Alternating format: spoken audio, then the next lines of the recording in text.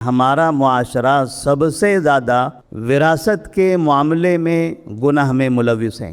کیا آپ کے والد کی وراثت آپ نے صحیح تقسیم کی ہے؟ توحید ہے ہمارے پاس، ہم شرک سے اجتناب برابر کر رہے ہیں، لیکن یقین مانیے وراثت کی بے ایمانی میں دلدل میں وہ پھنسا ہوا ہے۔ بھائی کو لوٹ رہا ہے، بہن کو لوٹ رہا ہے، بہنیں اپنے بھائیوں کو لوٹ رہے ہیں۔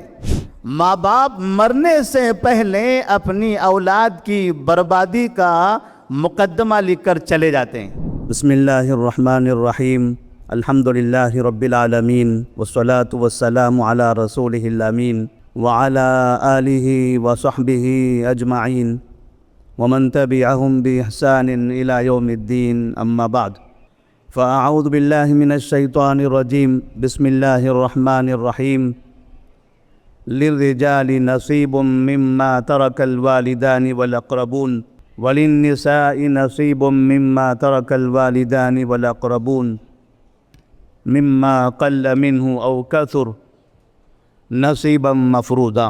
جمعیت اہل حدیث حیدرآباد اور سکندرآباد کے ماتحت اصلاح معاشرے کے عنوان پر عظیم الشان کانفرنس منعقد کی گئی۔ معاشرے کی اصلاح کے لیے وراثت کا ایک عنوان بھی منتخب کیا گیا۔ آج کے اس موضوع سے متعلق صرف 2-3 باتیں آپ کے سامنے عرض کرنا چاہتا ہوں۔ ہم نے برائیوں کے بارے میں بہت سنا ہے کہ معاشرے میں چوریاں ہو رہی ہیں، معاشرے میں شراب نوشی عام ہو چکی ہے، اور منشیات اور ڈرگس وغیرہ کے بارے میں ابھی کچھ دیر پہلے آپ نے سنا۔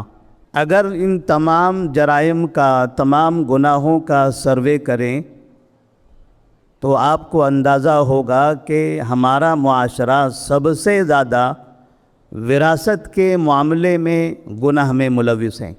معاشرے میں اتنی چوریاں نہیں ہوتی جتنے وراثت کے گناہ ہوتے ہیں، اتنے لوگ شراب نہیں پیتے جتنے وراثت میں بے ایمانی کرنے والوں کی تعداد ہے۔ ایک شخص نے کہا کہ الحمدللہ میں توحید پر ہوں، ہمارا گھرانہ توحید پر ہے، اور اللہ کا بڑا شکر ہے کہ اللہ نے حلال روزی کمانے کی توفیق دی، ہمارے بچے بھی ماشاءاللہ اچھی نوکری پر ہیں، سب کچھ حلال ہے۔ لیکن جب اس سے پوچھا گیا کیا آپ کے والد کی وراثت آپ نے صحیح تقسیم کی ہے؟ کیا آپ نے اپنے بھائیوں کو ان کا صحیح حق ادا کیا ہے؟ کیا بہنوں کو ان کے حقوق ادا کیے گئے ہیں؟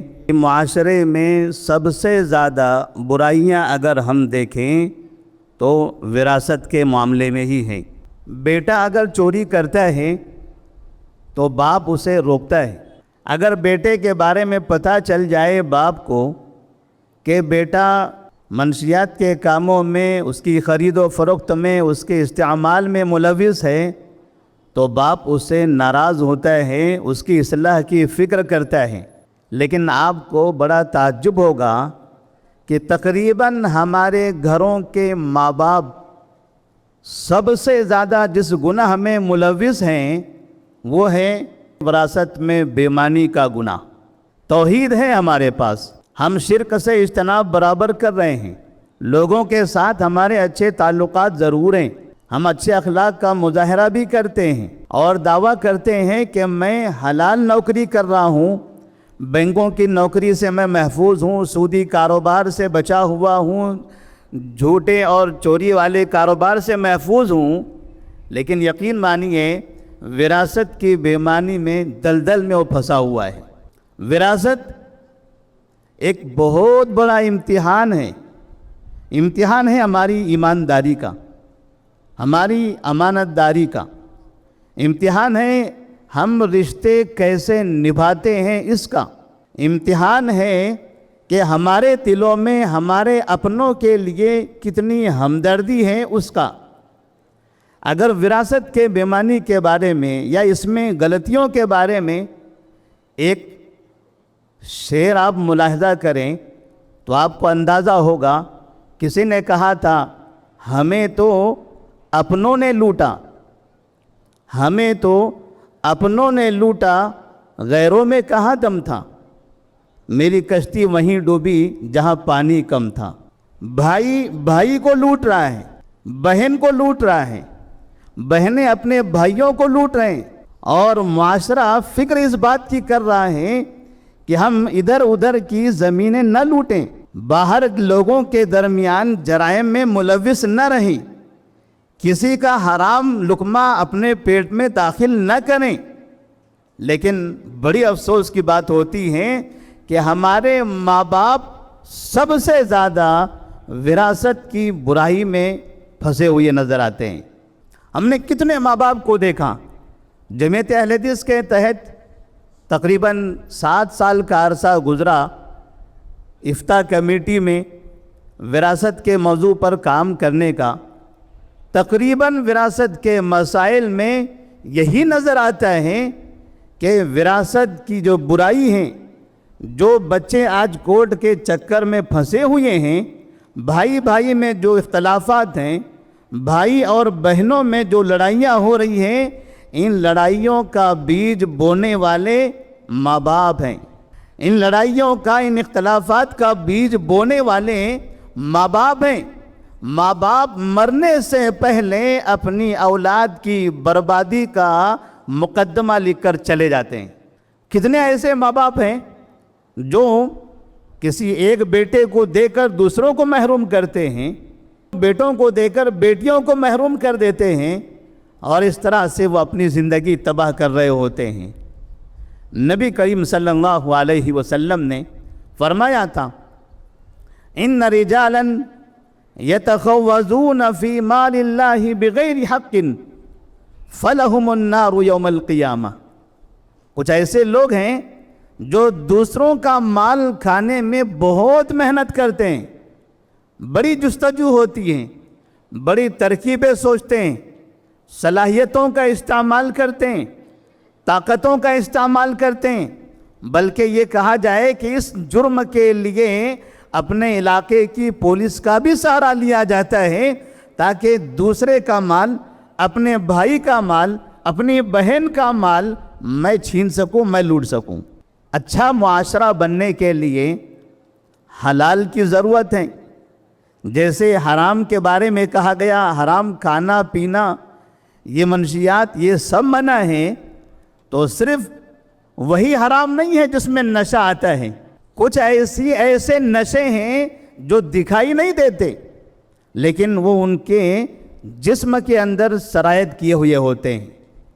اگر میں، ہمارے اطراف میں بیٹھے ہوئے لوگ، ہمارے اس کانفرنس میں موجود افراد، ہر کوئی اپنے بارے میں اگر غور کرے کہ کیا میں اس نشے میں مبتلا نہیں ہوں، کیا میرے پاس میرے بھائی کا یا میری بہن کا حق نہیں ہے، میں نمازیں ضرور پڑھ رہا ہوں، میں نیکی کے کام برابر کرتے ہوئے دکھائی دیتا ہوں، لیکن اس برے کام میں بھی میں ملوث ہوں۔ سب سے بڑی ذمہ داری وراثت، یہ برائی سے بچنے کے لیے، وراثت کی تقسیم میں غلطی سے اب اجتناب کرنے کے لیے ضروری ہے کہ ہر گھر میں وراثت کی تقسیم کے مسائل کو بیان کیا جائے، اس کی اہمیت اجاگر کی جائے۔ آج اس کانفرنس میں وراثت کا موضوع رکھا گیا، وقت بڑا مختصر ہے، تھوڑی سی باتیں میں آپ کے سامنے بیان کروں گا وقت کے لحاظ سے، لیکن ایک بات یاد رکھیے، ہر گھر کو وراثت کے مسائل جاننے کی اور اس کی اہمیت کو جاننے کی ضرورت ہے۔ ہر گھر اس میں ملوث ہیں، اور سب سے زیادہ اس میں ماں باپ کی ذمہ داری ہے۔ نبی فرماتے ہیں، الا کلکم راعٍ وکلکم مسئول عن رعیتہ، تم سب ذمہ دار ہو، اور ہر کوئی اپنی اپنی ذمہ داری نبھا کر اس دنیا سے جائیں۔ اگر آپ کو پتہ چل رہا ہے کہ آپ کی اولاد آپ کے بعد آپ کی جائیداد کی تقسیم صحیح نہیں کرے گی، تو پھر ابھی سے آپ کو ان کی تربیت کرنا ضروری ہے، باقاعدہ لکھ کر شرعی مسائل شرعی طریقے سے تقسیم کرنے کا طریقہ لکھ کر وصیت کر کے کچھ ذمہ داروں کو متعین کر کے لکھ کر اس طرح سے معاہدہ کر کے جانا ضروری ہے، ورنہ ایسا نہ ہو کہ آپ کا انتقال تو ہو جائے اور 10 سال 20 سال تک آپ کی اولادیں آپس میں لڑتی رہ جائیں۔ ایک بہترین واقعہ، زندہ واقعہ عبرت کے لیے آپ کے سامنے میں پیش کر رہا ہوں۔ سعودی عرب میں ایک شخص کا انتقال ہو رہا تھا، بڑا نیک انسان، دنیا کے الگ الگ علاقوں میں گھوم کر تجارت کیا کرتا تھا۔ ایک مرتبہ فلپائن وہ گیا اور وہاں جانے کے بعد وہاں اس تجارتی سفر میں کسی خاتون سے نکاح کر لیا۔ اس نکاح کے بارے میں اس نے اپنی پہلی زوجہ محترمہ کو نہیں بتایا، وہاں نکاح کیا، بیوی کو اسی جگہ رکھا، ساری زندگی اس کا خرچ بھی دیتا رہا اور وقتاً فوقتاً وہاں جاتا بھی رہا۔ سعودی عرب میں جس وقت اس کا انتقال ہو رہا تھا، انتقال سے پہلے اس نے اپنے بڑے بیٹے کو بلایا اور اس سے کہا ایک امانت ہے اور میں اس کی تمہیں نصیحت کرنا چاہتا ہوں۔ کہنے لگا کہ میری ایک بیوی ہے جو فلپائن میں رہتی ہے، میں نے کسی کو بتائے بغیر اس سے نکاح کیا تھا۔ شریعت میں شوہر کے مرنے کے بعد بیوی کا حق ہوتا ہے، اور جب میں اس دنیا سے چلا جاؤں گا تو اسے میرے علاوہ جاننے والا کوئی نہیں ہوگا اور وہ یہاں آ کر آپ سے مطالبہ بھی نہیں کر سکتی، لیکن مرنے سے پہلے میں اپنی ذمہ داری پوری کر کے جانا چاہتا ہوں۔ اب یہ تمہارے سر پر ہے کہ جیسے میرا انتقال ہو جائے فلاں فلاں جگہ پر میری وہ بیوی رہتی ہے، وراثت میں جو حق اس کا ہوگا وہ اس تک پہنچائیں۔ کہتے ہیں کہ اس کا انتقال ہو گیا۔ انتقال کے بعد جب وراثت کی تقسیم کی باری آئی، بڑے بیٹے نے اپنے بھائیوں سے کہا، بھائی بہنوں سے، کہ وراثت کی تقسیم سے پہلے باپ کی ایک وصیت تھی، ہم اس وصیت کے مطابق عمل کرنا چاہیں گے۔ جب پتہ چلا تو سب نے مل کر کہا کہ ٹھیک ہے جائیے وہاں، کہاں ہے ہمارے والد صاحب کی بیوی، اور انہیں بتائیے کہ آپ کا اتنا حق ہے۔ کہتے ہیں بڑا بیٹا فلپائن گیا، وہاں جانے کے بعد وہ ایڈریس کے ذریعے پہنچا اور پھر وہ اپنے والد کی بیوی کو سعودی عرب لایا، اور لانے کے بعد جب وراثت کی تقسیم ہوئی ان کا جو حصہ نکلا تو کہتے ہیں 8 لاکھ ریال۔ بچوں نے 8 لاکھ ریال اس عورت کو دے دیا۔ یہ نہیں سوچا کہ یہ باہر کی ہیں، یہ نہیں سوچا کہ اب باپ تو نہیں رہا، اگر ہم نے اسے رکھ لیا تو کون پوچھنے والا ہے۔ بڑی امانت داری کے ساتھ بچوں نے اس خاتون کو پیسہ دے دیا، عمرہ کرایا اور اس کے گھر لے جا کر چھوڑ دیا۔ کہتے ہیں کئی سال کے بعد ان بچوں میں سے ایک بچہ اس علاقے میں پہنچا کہ دیکھے کہ ہمارے والد کی بیوی کس حالت میں ہیں۔ وہاں جانے کے بعد پہلے اس کا جو گھر تھا وہی گھر نظر آیا۔ اس نے پوچھا اتنا پیسہ آپ کو ملا تھا، آپ نے گھر تک بھی نہیں بنایا، آخر پیسوں کا کیا کیا؟ 8 لاکھ ریال تو آپ کے علاقے کے لیے بہت زیادہ ہوتے ہیں۔ اس نے کہا میں تمہیں دکھاتی ہوں۔ باہر لے کر گئی، ایک جگہ پر ایک بڑی سی عمارت تھی جس پر لکھا تھا مدرسہ تحفیظ القرآن الکریم، اور اس کے نیچے اس بچے کے باپ کا نام لکھا ہوا تھا کہ یہ فلاں کے لیے صدقے جاریہ ہیں۔ تو وہ کہتی ہے کہ میں نے اتنا امانت دار شوہر، واقعات تو بہت سنے، لیکن کوئی آدمی اپنے مرنے سے پہلے وراثت کے لیے اتنا ایمانداری کا مظاہرہ کر کے چلا جائے، وہ مر جاتا تو مجھے شاید پتہ بھی نہ چلتا، اور تم جیسے ان کی اولاد اتنی امانت دار، اتنی وفادار، اتنی دیانت دار، 8 لاکھ ریال تم نے مجھے امانت سے میرے حوالے کیا۔ یہ نہیں سوچا کہ میں اجنبی ہوں، تم نے یہی دیکھا کہ میرے باپ کی بیوی ہے، تو میں نے یہ سوچا کہ اتنے نیک لوگوں کی دولت یہ نیک کام میں صرف ہونا چاہیے۔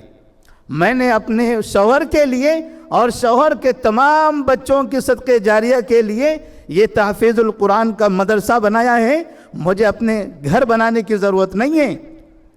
کہتے ہیں اس خاتون کی ان باتوں کا اتنا اثر ہوا کہ پھر یہ بچے جب واپس گئے، انہوں نے اپنے تمام بھائی بہنوں کو یہ بات بتائی، سب نے مل کر 4 ملین ریال اس کو پھر دوبارہ دیا اور کہا کہ یہ لیجئے، ہمارے والد کے صدقے جاریہ کی اتنی آپ کو فکر، ہمارے والد سے اتنی محبت، ان کی آخرت کے لیے آپ اتنی فکر کر رہے ہیں، یہ ہمارا آپ کے لیے تعاون ہے۔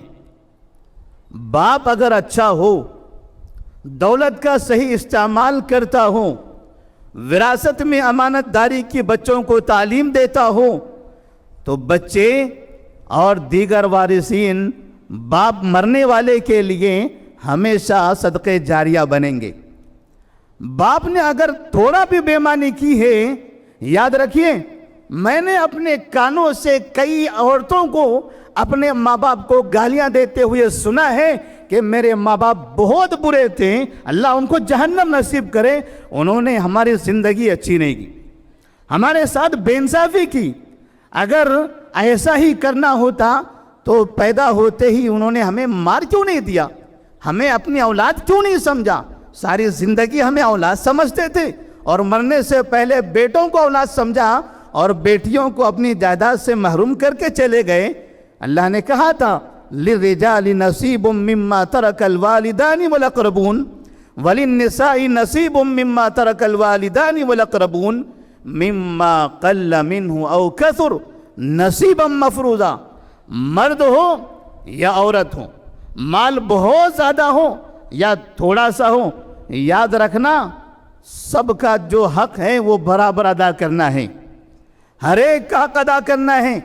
بیٹیوں کو محروم کر کے یا بیٹوں میں سے کسی ایک کو کم دے کر اگر اس دنیا سے جاؤ گے، زندگی بھر لعنتیں پڑتی رہے گی۔ اور یہ لعنتیں کون دے گا آپ کو؟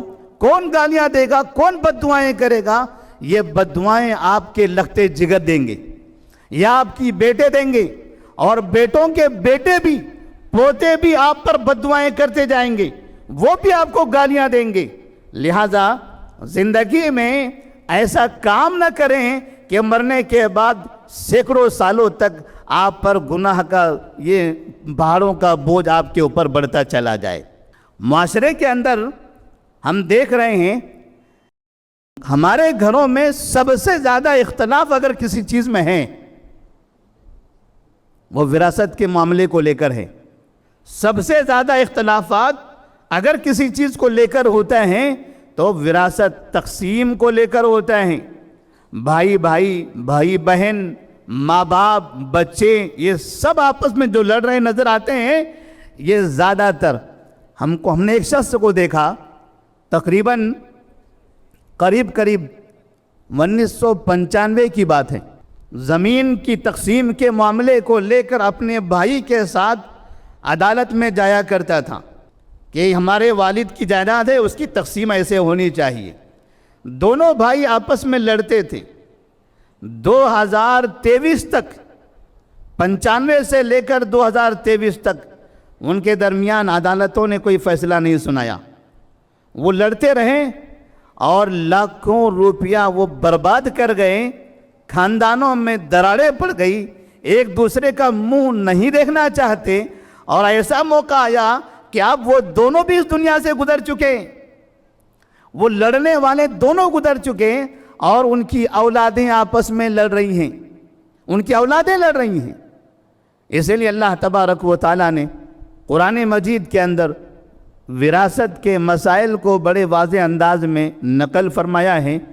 اللہ سے ہم دعا کرتے ہیں کہ اللہ تبارک و تعالیٰ ہم تمام کو مالی معاملات میں، خاص طور پر وراثت کے معاملات میں امانت داری، ایمانداری کا مظاہرہ کرنے کی توفیق عطا فرمائے، اور وہ بزرگ افراد جو زندگی کے آخری ایام گزار رہے ہیں، ان سب کے لیے خاص طور پر ضروری ہے کہ یہ اپنی اولاد کے درمیان میں وراثت کے مسائل کے بارے میں بتائیں کہ میرے بعد وراثت کی تقسیم شریعت کے مطابق ہوگی، کوئی اپنے من کے حساب سے نہیں ہونا چاہیے۔ اگر گناہ ہوتا ہوا آپ دیکھ رہے ہیں یا آپ گناہ کر کے جا رہے ہیں، یقین مانیے یہ بہت بڑا گناہ ہوگا نبی نے فرمایا تھا من کانت عندہ مظلمۃ فلیتحللہ منہ اليوم، جس کے پاس بھی کوئی کسی دوسرے کا حق ہے تو آج ہی اسے واپس کر دے، آج ہی اسے واپس کر دیں، اس لیے کہ کل قیامت میں اس کے پاس کچھ بھی نہیں ہوگا دینے کے لیے، اس کی نیکیاں برباد کر دی جائیں گی۔ آج مال لیا ہو، کل قیامت میں نیکیاں آپ کو دینی پڑے گی۔ آج عیش و آرام کی زندگی گزار سکتے ہو مال لے کر، کل قیامت میں جہنم کی آگ میں جلنا ہوگا۔ اس لیے نبی نے فرمایا تھا کہ فَلَهُمُ النَّارُ يَوْمَ الْقِيَامَةِ، فَلَهُمُ النَّارُ يَوْمَ الْقِيَامَةِ، جو لوگوں کا مال غلط طریقے سے حاصل کرتے ہیں کل قیامت میں ان کے لیے جہنم ہوگی۔ اللہ سے دعا ہے اللہ تبارک و تعالی ہم تمام کو وراثت کے معاملات میں، مالی معاملات میں، تقسیمی مسائل میں، ایک دوسرے کے حقوق کی ادائیگی میں ایماندار بنائے، نیک بنائے، صحیح راستے پر چلنے کی توفیق عطا فرمائے اور شریعت پر عمل کی توفیق دے۔ والسلام علیکم ورحمۃ اللہ وبرکاتہ۔ مرسی ٹی وی کے مزید ویڈیوز کے لیے ہمارے چینل کو سبسکرائب کریں اور بیل آئیکن کو ضرور دبائیں۔ جزاک اللہ خیرا۔ مرسی ٹی وی، پیغام رحمت۔